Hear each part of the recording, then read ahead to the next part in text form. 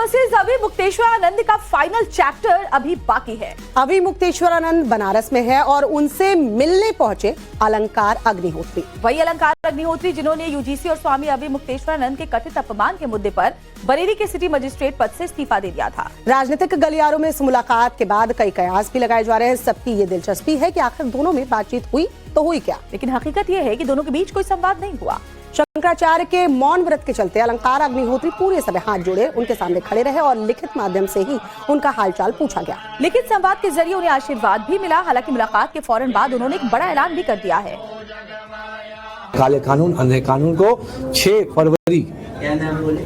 फरवरी 2026 को किसी भी कीमत पे वापस ले ले, अन्यथा 7 तारीख को एक महाआंदोलन पूरे राष्ट्र की तरफ से हम लोग दिल्ली कूच कर रहे हैं।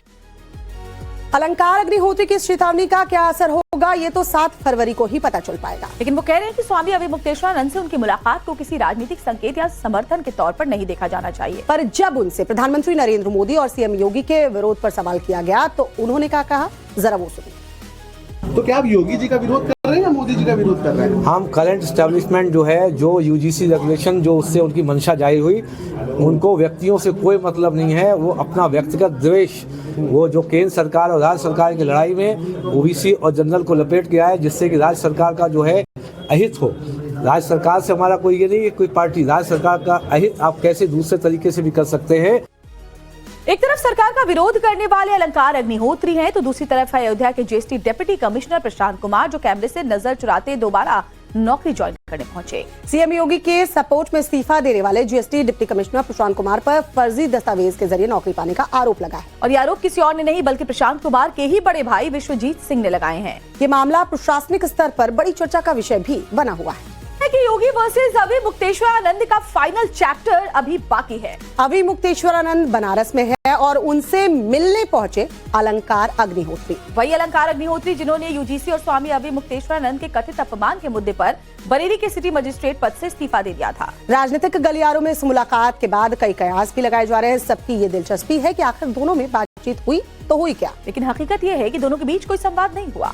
शंकराचार्य के मौन व्रत के चलते अलंकार अग्निहोत्री पूरे समय हाथ जोड़े उनके सामने खड़े रहे और लिखित माध्यम से ही उनका हालचाल पूछा गया। लिखित संवाद के जरिए उन्हें आशीर्वाद भी मिला। हालांकि मुलाकात के फौरन बाद उन्होंने एक बड़ा ऐलान भी कर दिया है।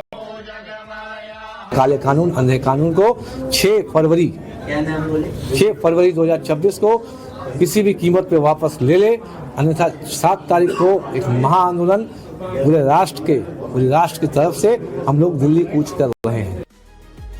अलंकार अग्निहोत्री की इस चेतावनी का क्या असर होगा ये तो 7 फरवरी को ही पता चल पाएगा। लेकिन वो कह रहे हैं कि स्वामी अभी मुक्तेश्वरानंद से उनकी मुलाकात को किसी राजनीतिक संकेत या समर्थन के तौर पर नहीं देखा जाना चाहिए। पर जब उनसे प्रधानमंत्री नरेंद्र मोदी और सीएम योगी के विरोध पर सवाल किया गया तो उन्होंने क्या कहा, जरा वो सुनिए।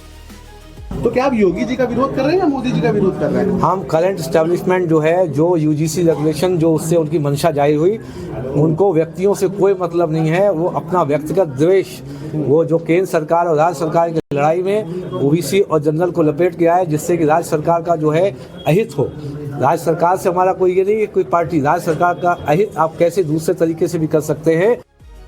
एक तरफ सरकार का विरोध करने वाले अलंकार अग्निहोत्री हैं, तो दूसरी तरफ है अयोध्या के GST deputy commissioner Prashant Kumar, जो कैमरे से नजर चुराते दोबारा नौकरी ज्वाइन करने पहुंचे। सीएम योगी के सपोर्ट में इस्तीफा देने वाले GST deputy commissioner Prashant Kumar पर फर्जी दस्तावेज के जरिए नौकरी पाने का आरोप लगा है। और ये आरोप किसी और ने नहीं बल्कि प्रशांत कुमार के ही बड़े भाई विश्वजीत सिंह ने लगाए हैं। ये मामला प्रशासनिक स्तर पर बड़ी चर्चा का विषय भी बना हुआ है।